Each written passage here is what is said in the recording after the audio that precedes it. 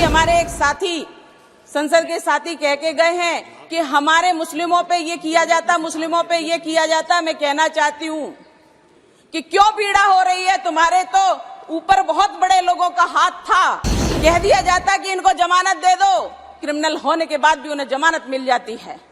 महोदय, अपहरण किया गया, 13 दिन तक अंदर रखा गया और अंदर रखे क्या यातनाएं दी गई, वो यातनाएं अकल्पनीय थी लोगों के लिए, लेकिन उनको इस ब्रिटिश शासन के नियमों को हमने झेला है। बहुत समय बीता, 162-63 वर्षों के बाद ये बिल लाने का साहस कोई कर सका तो वो कोई देशभक्ति ही है, और वो देशभक्ति ही है जो इस बिल को लाने का प्रयास कर पाए।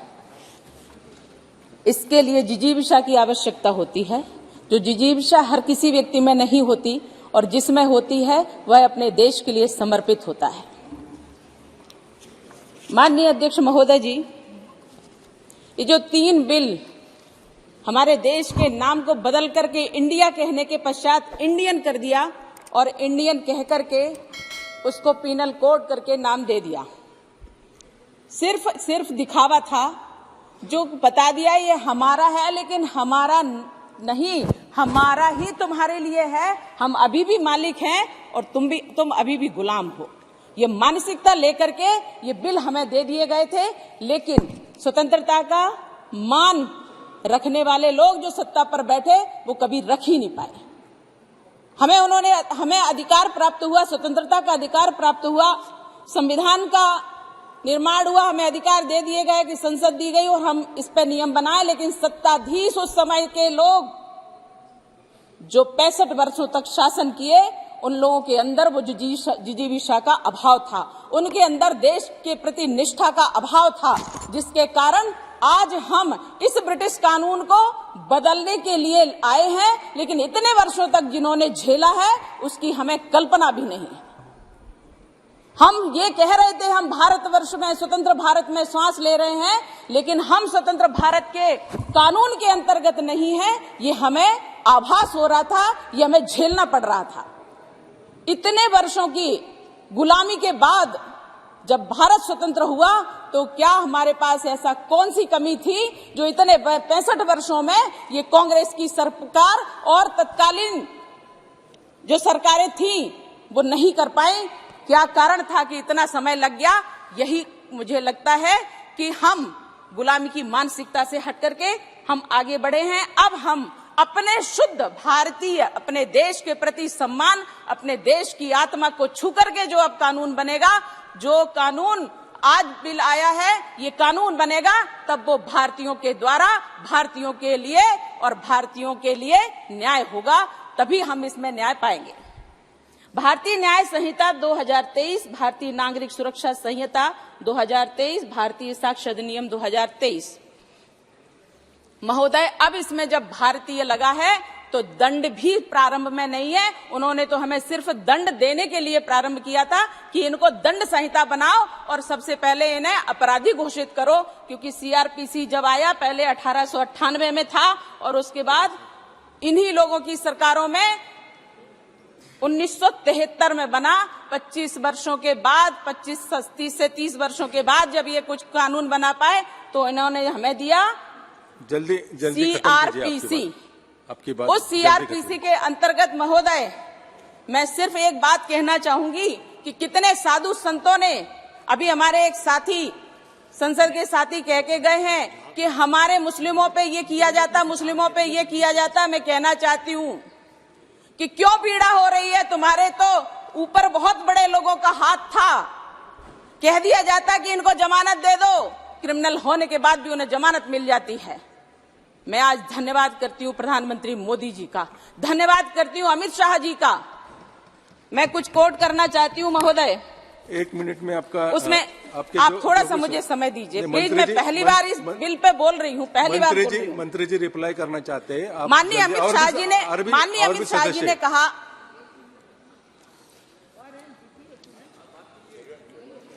माननीय अमित शाह जी ने कहा कि ब्रिटिश प्रशासन की रक्षा मजबूती का था रक्षा मजबूती पर था, उनका उद्देश्य दंड का था, न्याय का नहीं, और यह सत्य है।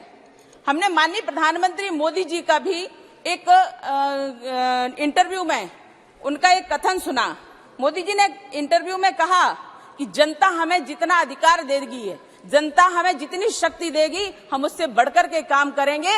और आज जनता ने ये दिखा दिया है कि हम आपको शक्ति दे रहे हैं, आप काम करिए।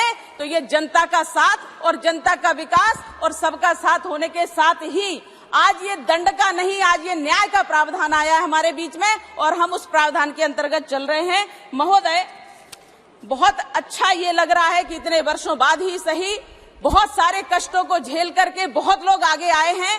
और जहां अपराधों के लिए कहा जाता है ये अपराधी है, तो अंग्रेजों का शासन, ब्रिटिश का शासन के जो कष्ट झेले हैं, उनके बारे में ये बात कहना चाहती हूं कि महोदय, ना संबंध दिया जाता था, जैसा सरकार चाहे वैसा सरकारें चलाती थी इन लोगों को।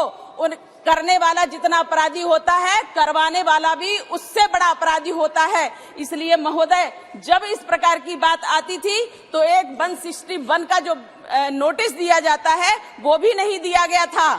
कोई और की बात नहीं कर रही हूँ, अपनी बात कहते हैं, लेकिन ऐसा साधु सन्यासियों के साथ हुआ है और हम भी उसको झेले हैं। 161 का बयान होता है, 161 का नोटिस दिया जाता है, तब आपको लेकर के पूछताछ की जाती है, जिससे आपके परिवार, आपके शिष्य, आपके सेवक, आपके रिश्तेदारों को पता होता है आप कहाँ हो।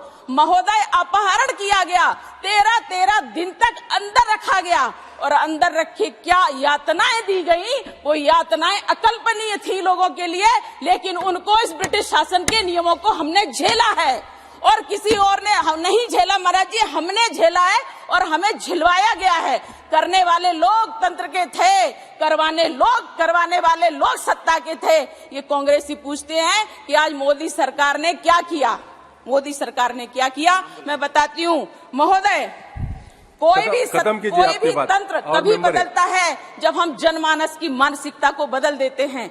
महोदय, जनमानस को बदलने के लिए उसका विकास जरूरी है, जनमानस को बदलने के लिए उसकी सुरक्षा अनिवार्य है, जनमानस को बदलने के लिए देश की सीमाओं को सुरक्षित करना अनिवार्य है, जनमानस को बदलने के लिए उनको रोटी और कपड़ा, और रोटी कपड़ा के साथ शिक्षा, और शिक्षा के साथ न्याय देना जरूरी है। जब ये सब माननीय प्रधानमंत्री मोदी जी ने दे दिया, हर किसी वर्ग का विकास कर लिया, उसके बाद जब न्याय की व्यवस्था आती है तब हम इसके अंतर्गत आते हैं। महोदय, इतने वर्षों बाद लाने का 10 वर्ष हमारे माननीय प्रधानमंत्री मोदी जी के शासनकाल के 10 वर्ष हुए हैं, लेकिन ये चिंतन लंबा रहा, ये चिंतन जिजीविषा का है, इसलिए अपनी बात खत्म कीजिए ना। मेरी बात पूरी होने दीजिए। नहीं, और भी मेंबर है, आपकी बात खत्म कीजिए ना। जो सुझाव रहेगा वो सुझाव दीजिए ना। 5 मिनट दे दीजिए। 5 मिनट नहीं, अब अपनी बात 1 मिनट में खत्म कीजिए। 1 मिनट के बाद हेमा जी बात करेंगे। 161 का जो नोटिस दिया जाता है महोदय, अब वो प्रावधान में आया है, तब लोगों को, और इसका इलेक्ट्रॉनिक उपयोग भी किया जा रहा है, जो हमारे माननीय अमित शाह जी द्वारा बिल लाया गया है, मैं उसके समर्थन में हूँ।